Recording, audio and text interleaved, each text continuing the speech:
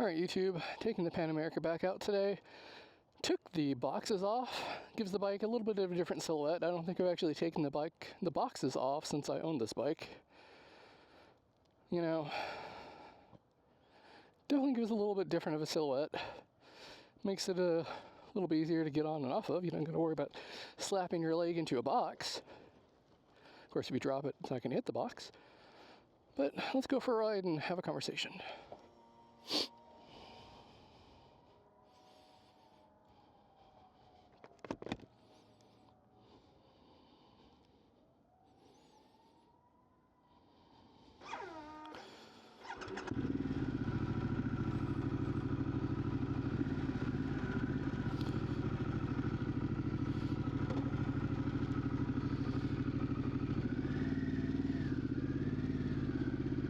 Full lock. Getting better at U-turns. I still hate U-turns, but getting better.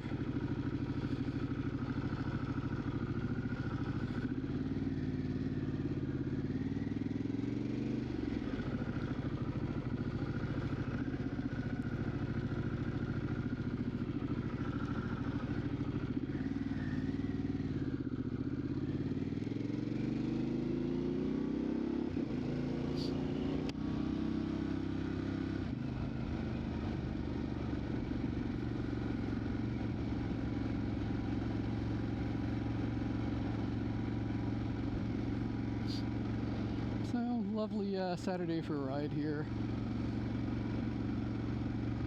I think I'm going to start customizing the Pan America here a little bit. I did, as of today, order a new Saddleman seat for this bag. It's a one-piece seat with a backrest because I do plan to do some longer touring with the bike. And being able to have a nice backrest is good. Can't really see too much, so let's see what I can do.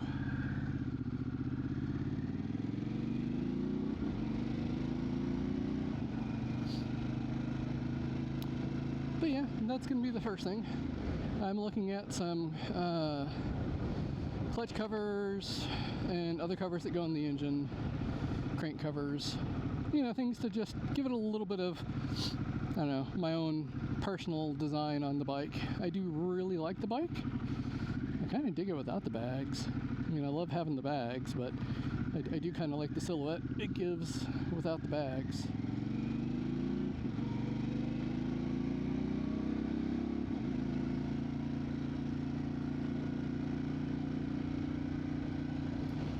So let's do my usual loop while we talk about it. So how's the Pan Am been after 4 or 5 months or so? Well, overall, it's been a great bike. I knew going into it about the early model year Pan America issues. I knew that anything before 23 had fuel pump issues, a lot of times due to the goating in the actual tank.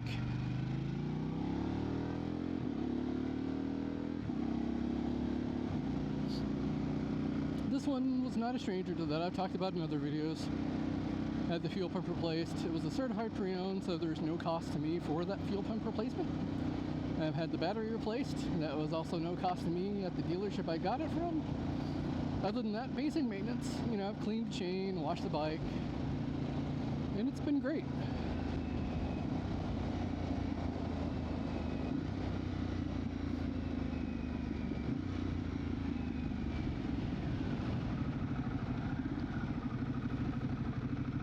It's been a really solid bike to ride. We plan to go to Richmond at some point, and I think we want to take the bike, so we need to go look at some beds up in Richmond, but obviously we're not going to buy one because we're not going to bring it back on the bike. We'll have them deliver or ship. But it'll be another good ride for this bike since it's a couple hours away.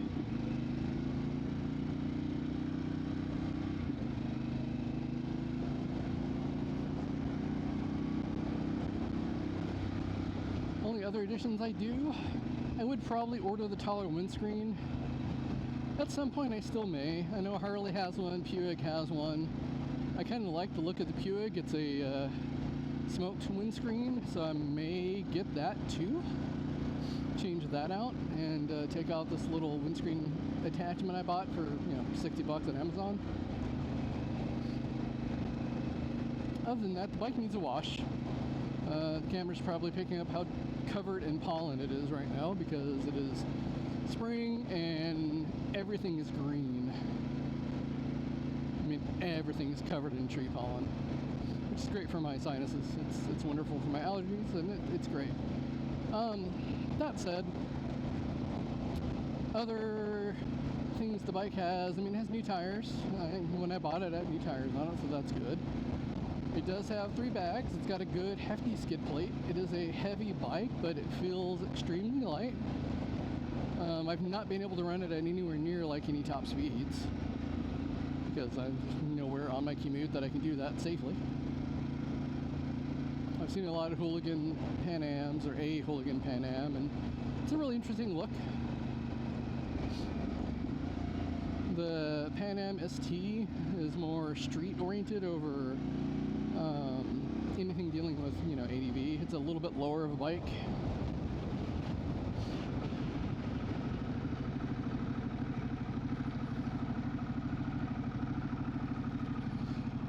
Yeah, I mean, overall, after a number of months of ownership and 1,500 miles or so, I do really like the bike. It's still got its quirks.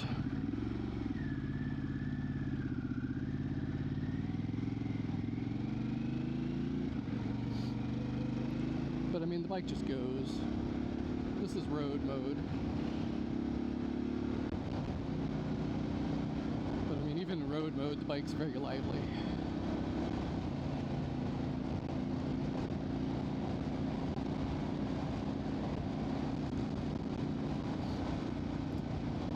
Hopefully the wind noise isn't too terrible with this audio. I got a hefty windsock on the mic and my helmet, so we'll see how that goes. But yeah, I really enjoy this bike.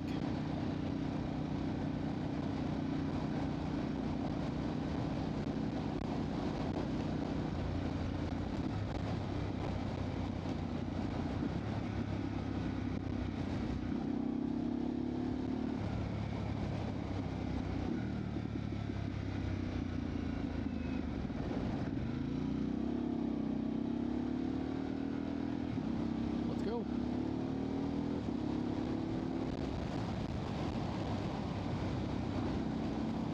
Get up to speed really quick and you don't notice, and that's dangerous.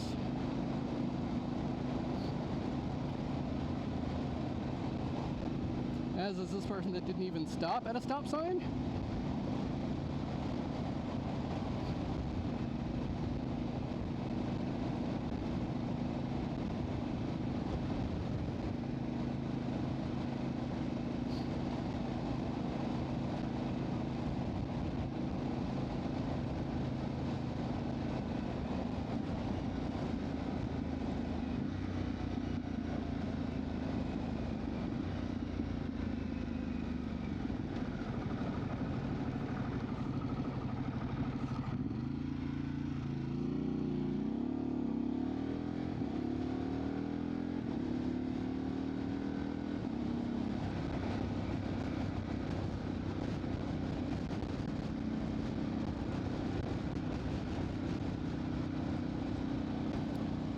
So is the Pan America a good bike for you?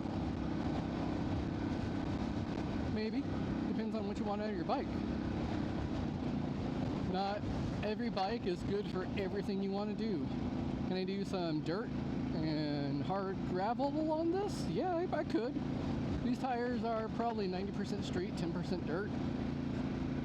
I could manage. It's heavy. I wouldn't want to drop it, but I mean, I could do it. Will this bike do long commutes? Will you be able to crush miles, as they say on these bikes? Yes. Extremely well and extremely comfortably. The stock seat, which I am replacing, is still a comfortable stock seat. I just want one that's got a backrest and a little bit more to it.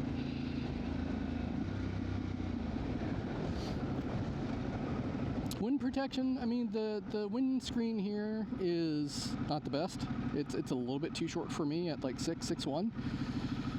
So you just need to keep that in mind. If you're tall and you're in the low seat position or high seat position, I'm in the low currently, you're gonna get buffeted by some wind. It's just the way it goes.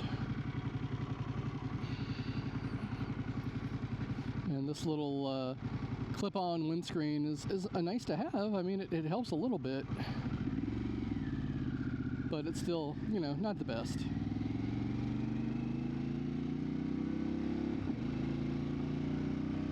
Can you commute on this? Can you do city driving? Can you do stop and go traffic? Yeah, again, pretty easily and pretty comfortably once you're used to the weight of the bike. You know, you don't want to lean too far over because you will tip the bike over. And it just really depends on what's going to be comfortable to you and what works for you. If you think it might work, first thing I suggest is go to a Harley dealership and sit on the bike. If you have your license, test ride the bike. They will let you. Used models are good to look at. Again, I would look at anything 23 newer. If you go 22 or lower, then you need to be aware of the issues they have, and you definitely want to get either a certified pre-owned that will cover issues or an extended warranty that's going to cover these issues, because they're expensive. I mean, they're all pretty expensive. But yeah, go sit on the bike. That's the big thing. Before I bought any bike, I sat on a ton of bikes, and I documented all the bikes I sat on. I took photos of them all with the prices if they had them. You know, things that you want to take note of is how it feels, stretch your legs. You know, can you comfortably sit in the riding position? Are your knees too bent? Are your feet too far behind you? Is it more sport bike oriented feel?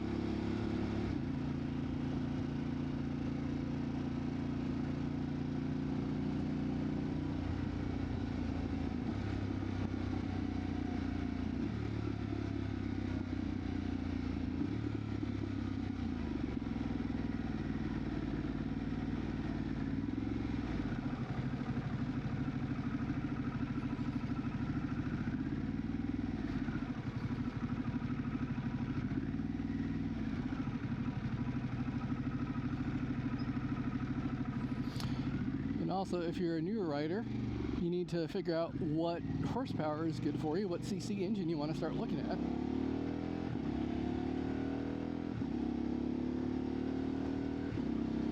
This is a 1250 cc engine. It makes 150 horsepower and 90 plus foot-pounds torque. Don't start on this bike as your first bike. If you've never ridden a bike, do not buy this bike. I would suggest if you want an ADV, go look at a lot of the 450 class ADVs or maybe 600-700 class ADVs. You know, KTM 390 Adventure R is actually a really good street and dirt bike. It'll do what you want it to do. Very twitchy throttle. The new year had some issues with throttle. I think they released a software update to help with the stalling issues it had as well. But it makes plenty of horsepower for the road. It will get you where you need to go. It will do what you want it to do. And who knows, maybe you don't want an ADV, maybe you want a cruiser.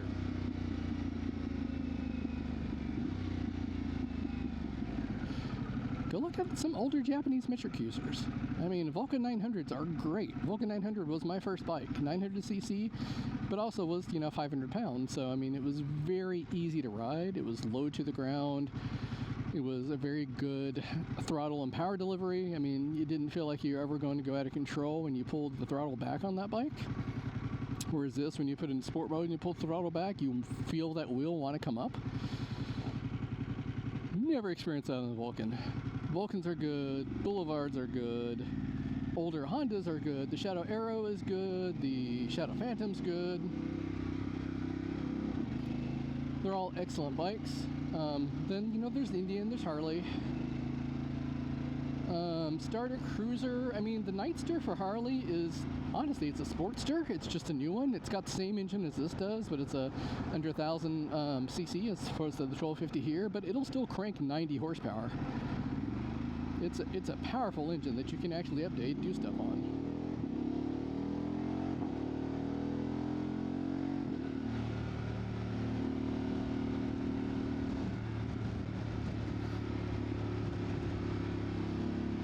But the Nightster's really good. I mean, it is their quote-unquote entry-level bike at $10,000.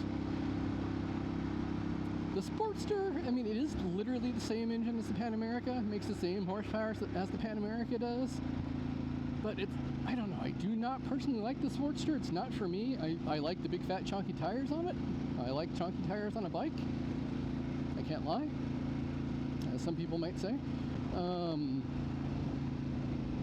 yeah, the Sportster just isn't for me. It's just, it feels too small. I mean, the Nightster's also small. The Street Bob's kind of small. Street Bob's a good bike. I mean, it's less entry-level price range.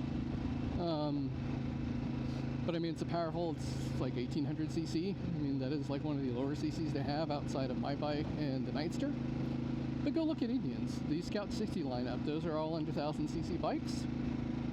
The Sport Scout's good. The Scout Bobber's good if you like that style, which I do. Again, fat tires. And then, I mean, it just goes up from there. But I mean, if you're looking for your first bike, get something you're going to drop, because you are going to drop the bike. It's going to happen. You may not think it's going to happen, but you're going to drop your bike.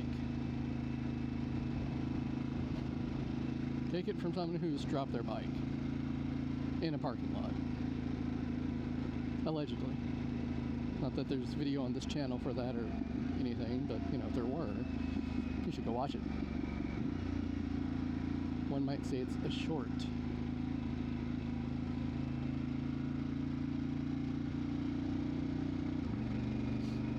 Yeah, cruisers are good for starter bikes if you're not into a sport bike. I would probably start with a cruiser ADV. If you are into sport bikes, do an Ninja 400. Ninja 400s are great little bikes and fairly inexpensive.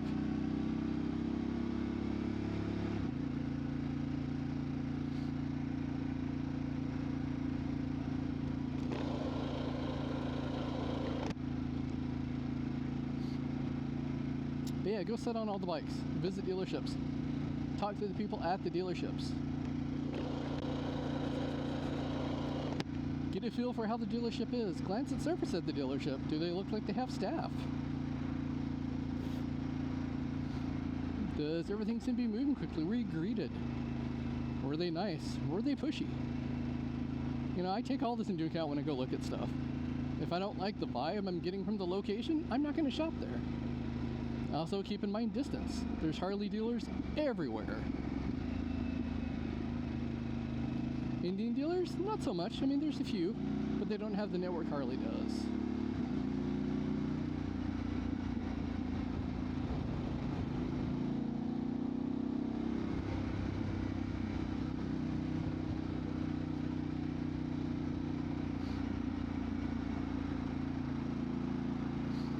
Royal Enfield has some awesome 650s that would make good starter bikes. They get some awesome 350s.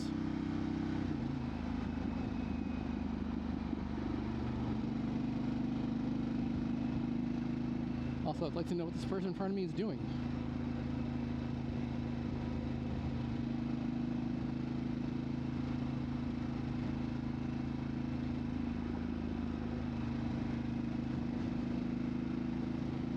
Getting over now. Cool.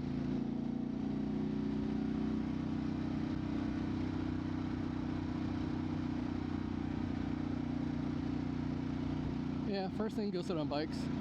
If you have your license, schedule a test ride. You don't have to commit to buying the bike. Especially at Harley dealerships, they will let you ride anything and everything you want. Just have your gear, have your helmet, have gloves. They will go out with you if they have something available. If not, they can schedule something. But Harley is very eager to get you on a bike and get you riding it to say, hey, I really like the way this feels. I want to buy this thing. You do not have to commit if you don't want to commit, though. Other dealerships may or may not do test rides. You know, it all depends on the dealer. You may be able to schedule something. Worst case, call around and ask what their policies are. You know, you can be upfront with them, let them know you're not looking to purchase yet. You're just trying to get a feel for what's out there. I mean, most dealerships are nice. You know, just don't be a dick to them and work with them, and they'll work with you.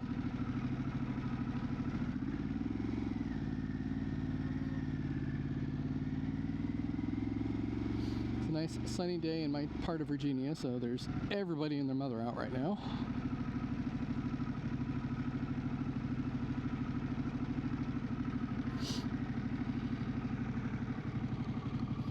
Also a few protests going on today, no kings specifically, which, hey, I'm all for.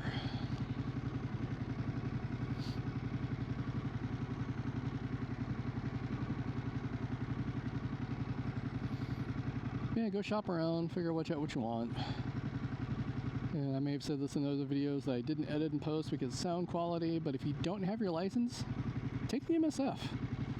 But visit a couple of dealers in the area, see if they have discounts for the class, depending on where you're at in the country. I know in Virginia, I got a $50 off coupon when I visited a couple dealers, told them, I'm going to take this class soon, I'm looking at what interests me, and they gave me a little coupon code you can punch in on the website to get like $50 off the class. I know in Virginia, the MSF class is a 2-day class, costs $350. If you need to rent a helmet and gloves, they will rent that to you for $30 additional. So a $50 off coupon is a nice to have for that. It's definitely not cheap, but the MSF class will get you the foundation you need to ride the bike and get a license. That's it. You have to practice still. You need to take it a little bit slower if you're totally new. I was totally new when I took the class and I still passed. I'd never ridden a motorcycle before at all. I'd ridden a bicycle, and I would suggest if you haven't ridden a bicycle, you really should learn how to ride a bicycle before you take a motorcycle class. It's not the same, but balance is important, and you need to be able to balance on two wheels, and a bicycle will teach that to you at a much lower speed than the motorcycle will.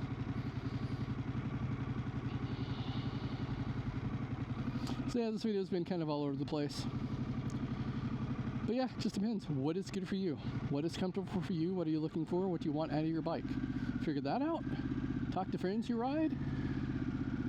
Be wary of Reddit. Not everybody there is the greatest.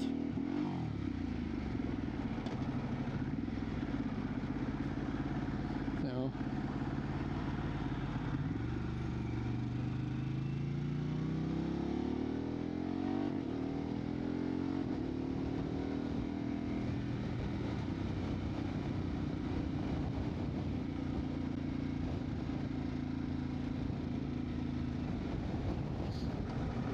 but if you got a friend that rides, talk to them. If you got a friend that has ridden, still talk to them. Bully your friends into riding with you. Make them buy a motorcycle. I'm slowly working on that with a couple of people I know. More people to ride with is fun. If you're married, have a long-term partner, get them interested. Get their buy-in. Especially if you're married, you have a long-term partner. You definitely want to make sure they're good with, that before you go do that sort of thing. Motorcycles are inherently dangerous. So keep them, let me rephrase. Motorcycle riding is inherently dangerous due to the fact that, it's a motorcycle and people do not pay attention to you at all. So keep that in mind. If you go buy a new bike, carve out $1,000 for gear. It's going to be helmet, jacket, pants, boots, gloves. You need armor in these. You need a good helmet. Don't buy a cheap Amazon helmet that's going to fail. Get something that's ECE certified, DOT certified. Get some CE level 2 armor in your clothes, minimum. And then just go enjoy the ride. I'm not doing anything today. I'm just really riding one big circle, but it's a lovely day out. I get to take the bike out and go for a ride. It's nice.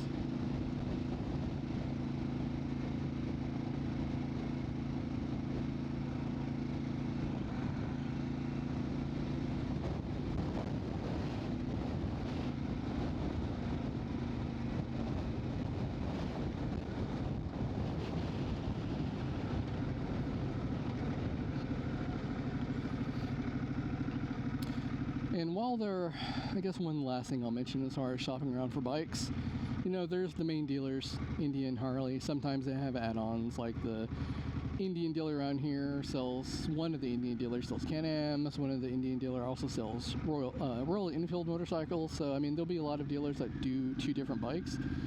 But find the dealers that don't focus on a specific bike. Find dealers that just sell motorcycles, so they will have a ton of bikes.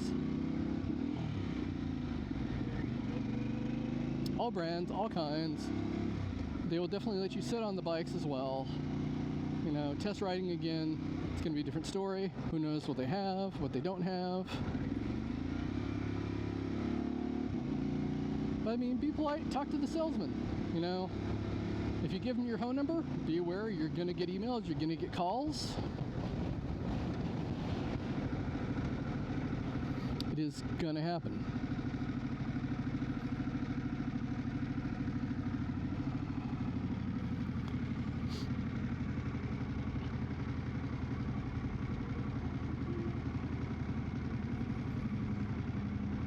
But yeah, you know, if you're interested in bikes, take the MSF. Read online. Find a lot of YouTubers you like. Watch them. Find some people that review bikes. If you're interested in working on bikes, Bearded Mechanic's a good one. Two Vintage is another good one. He works on a lot of older stuff. Motorcycles are a little easier to work on the cars to a point. You know, realize if you're going to get an older bike to work on, you know, do you want it carbed? Do you want EFI? What model year started EFI, so you know what to look for specifically. But there's a lot of fun older bikes that you can just wrench on pretty easily. But also look at the parts. If you're interested in bike, look online, see what parts availability is like. Can you find parts for this bike? Some you can't. You know, it's just a matter of figuring out what you want to do. You know, that's really what it comes down to. You know, what do you want to do when you go ride? Are you going to commute to work? Do you need a bag? Do you need a bag? Do you need a top box that's going to fit your helmet? Do you need a tank bag? Do you need a rear bag? Are you going to have a passenger? Do you need a rear seat? Once you figure all that stuff out, you can really narrow down what kind of bike you want.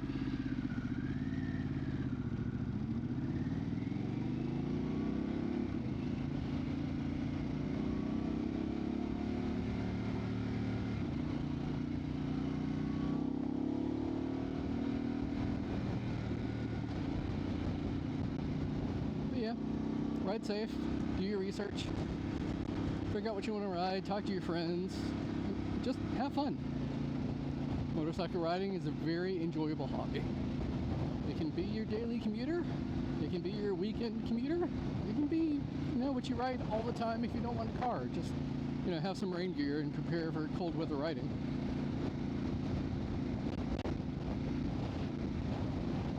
Yeah, be safe, have fun, ride motorcycles. And if you enjoyed the video, do the YouTube pleasantries for me. Like, comment, subscribe. I would appreciate it. I am trying to grow this channel a little bit, so we'll see what happens with it.